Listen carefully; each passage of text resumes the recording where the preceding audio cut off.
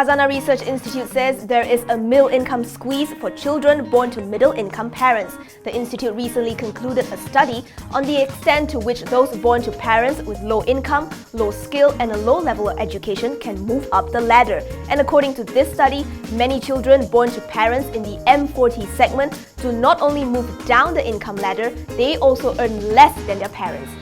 Its Director of Research, Dr. Muhammad Khalid, says a lot more emphasis should be given to the middle class without neglecting the pockets of poverty, and that inclusive development is vital in enhancing socio-economic mobility.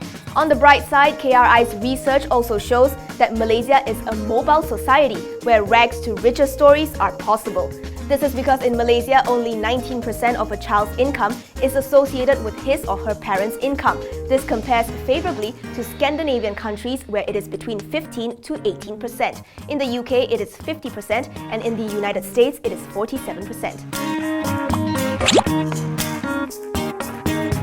Former BSI banker Yeo Jia Wei will be on trial starting October 31st for his involvement in the 1MDB scandal. The 33-year-old will face a total of 11 charges, ranging from tampering with witnesses to money laundering.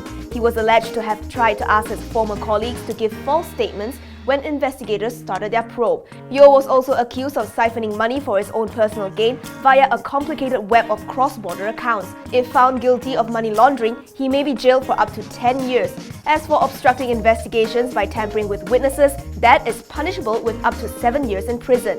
Yeo was first charged back in April, and subsequent charges were then added as more evidence were uncovered. He was denied bail and has been held in remand since then. Aside from Yeo, 2 other BSI staff are also facing charges for carrying out suspicious money transfers for Joe Low.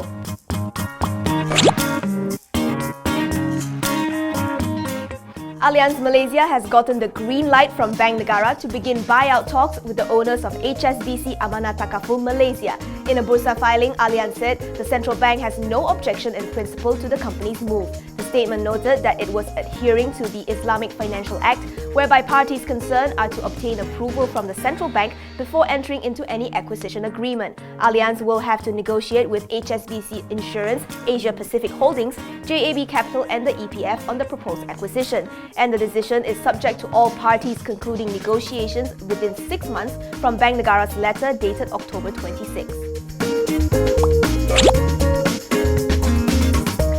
The Health Ministry will investigate Sultanah Aminah Hospital on claims that it doesn't have a fire safety certificate. A fire engulfed the hospital on Tuesday and took 6 lives. According to Bernama, Health Minister Dr. S. Subramaniam noted that the hospital was built in 1938, so it might not have been necessary to have a fire safety cert then.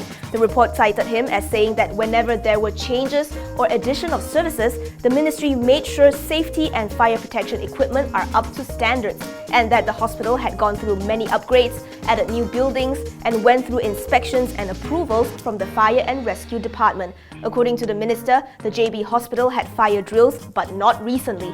However, things have always been in place, such as periodic prevention assessments and measures taken in case of fire. Tuesday's blaze was the first big fire at the hospital. It had the highest death toll in the history of hospital fires in Malaysia.